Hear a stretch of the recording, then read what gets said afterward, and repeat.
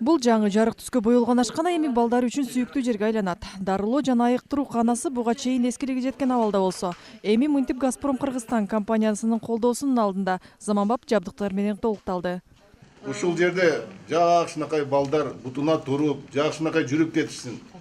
Ош шаарындагы 70 орунга ылайыкташтырылган балдардын ден соолугун калыбына келтирүү борбору түштүк аймагы боюнча кызмат кылат. Аталган борбордун ашканасы ошондой эле атайын дарылоо жана айыктыруу канасында оорулуу балдарга ыңгайлуу шарт болбогондуктан кыйналып келишкен.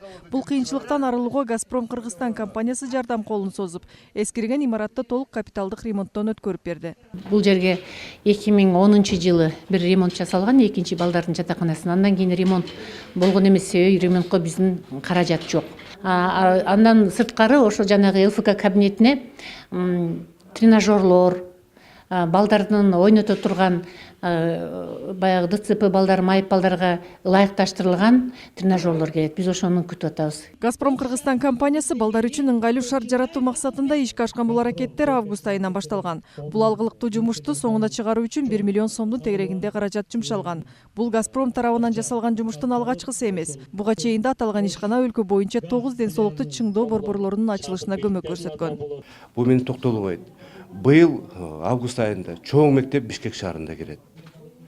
Мен ойлойм, что бул элге жардам берип атканыбыз бул биздин социалдык жактан жоопкерчилигибиз. Чоң компания.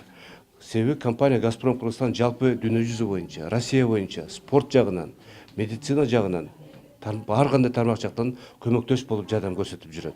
Балдардын ден соолугун калыбына келтирүү борбору түштүк жергесинде жалгыз болуп, Ош облусунан сырткары Баткен жана Жалал Абад облустарындагы мүмкүнчүлүгү чектелген балдарды кабыл алат. Быйылкы жылы Газпром Кыргызстан компаниясы аталган борборго көгүлдүр от да улап берген.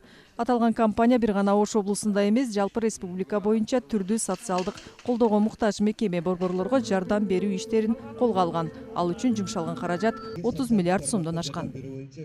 Мыкпырат Алибаева, Кымбат Абдисамат уулу, Ынтымак. Çok şart ortasında durup